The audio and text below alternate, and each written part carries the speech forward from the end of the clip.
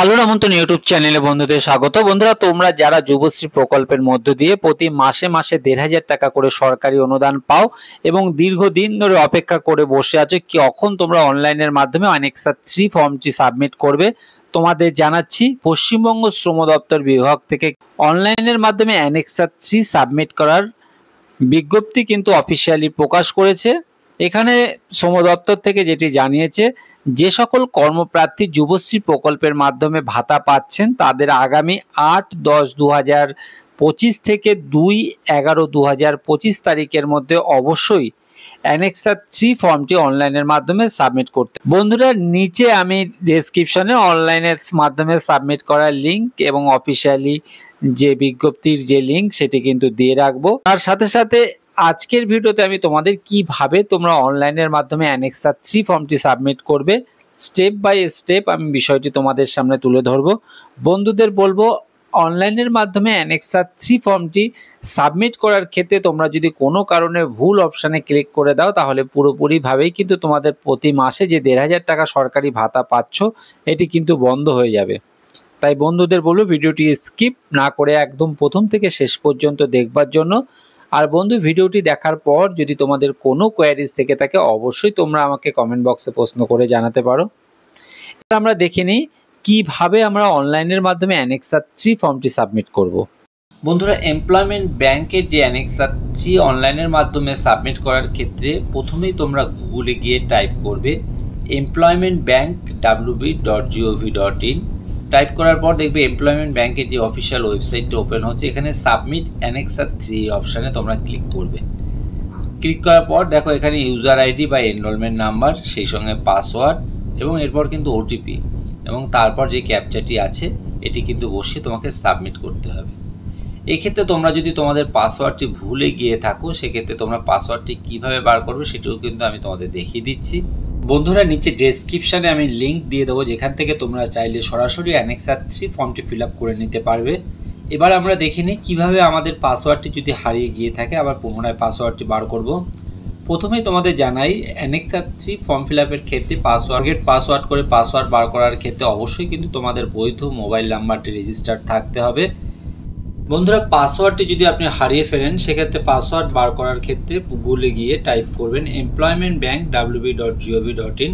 নিচে ডেসক্রিপশনে লিঙ্ক দিয়ে দেবো যেখান থেকে আপনারা ফরগেট পাসওয়ার্ড অপশানে ক্লিক করলেই কিন্তু এখানে ফরগেট পাসওয়ার্ড থেকে আপনারা পাসওয়ার্ডটি বার করে নিতে পারবেন।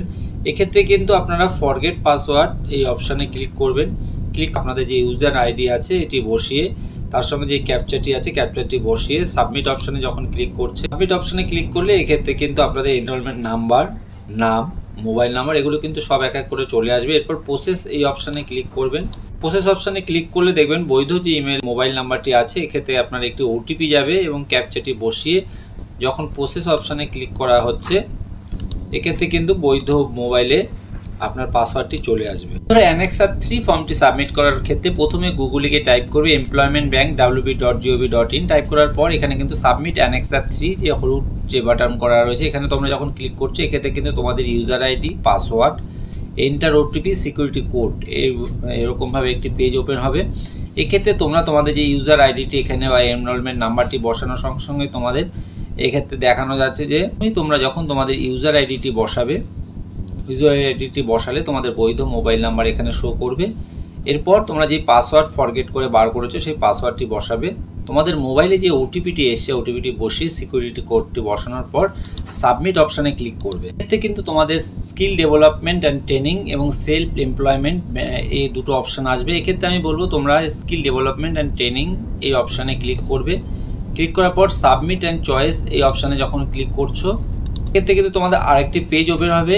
এখানে তোমাদের প্রথমে এনরোলমেন্ট নাম্বার, অ্যাপ্লিকেন্ট নেম, বাবার নাম, নিচে আধার নাম্বার এই সমস্ত অপশানগুলো আছে। প্রথমে একটি বক্স রয়েছে, এখানে তুমি এখনও পর্যন্ত বেকার রয়েছো এক্ষেত্রে কিন্তু এই অপশানে তোমরা স্বীকার করে অঙ্গীকার করে এখানে ওই বক্সে একটি ক্লিক করে দিচ্ছ। এরপর কিন্তু এডুকেশন অ্যান্ড ট্রেনিং এই সময় এই 6 মাসে তুমি কোন এডুকেশন এবং ট্রেনিং সেন্টারে তোমরা পড়ছো, নেম অ্যান্ড অ্যাড্রেস এক্ষেত্রে তোমাদের যে সেন্টারে পড়ছো সেই সেন্টারের নাম এবং তার ঠিকানাটি লিখবে। ডেট অফ দ্য ইনস্টিটিউট আর during the training start date এক্ষেত্রে আমি বলবো লাস্ট যে আগের ফর্ম ফিল আপটি তোমরা করেছিলে অ্যানেক্সা 3 লাস্ট আগের যে ফর্ম অ্যানেক্সার 3 ফিল আপ করেছিল তার ঠিক পর দিন থেকে আজকের দিন পর্যন্ত ডেটের দেবে এবং এরপর রানিং অপশানে ক্লিক করবে। এরপর কিন্তু রিমার্কস অপশানে রানিং লিখে দেবে। এরপর নিচে যে এক্ষেত্রে কিন্তু যে দুটো ডিক্লারেশন আছে, অর্থাৎ তোমরা যে সমস্ত ইনফরমেশনগুলো সঠিক দিচ্ছ, যদি ভুল দিয়ে থাকো তোমাদের আইনত ব্যবস্থা নেবে। এই দুটো অপশানে কিন্তু তোমাকে ক্লিক করে দেবে। ক্লিক করার পর সাবমিট অ্যানেক্সার 3 এই অপশানে ক্লিক করবে। ক্লিক করার পর দেখবে তোমাদের একটি পেজ ডাউনলোড হবে। এই পেজটি তোমরা প্রিন্ট আউট করে রেখে দেবে। বন্ধুদের বলবো, অনলাইনের মাধ্যমে অ্যানেক্সার 3 ফর্মটি সাবমিট করার ক্ষেত্রে যদি তোমাদের কোনো কোয়ারিজ থেকে থাকে অবশ্যই তোমরা আমাকে কমেন্ট বক্সে প্রশ্ন করে জানাতে পারো। আর বন্ধু, এই ভিডিওগুলি যদি তোমাদের ভালো লাগে, কাজে আসে, এমন অনেক কাজের প্রয়োজনীয় ভিডিও খুব সহজেই পেতে চ্যানেলটিকে সাবস্ক্রাইব করে রাখবার জন্য অনুরোধ করব। ধন্যবাদ।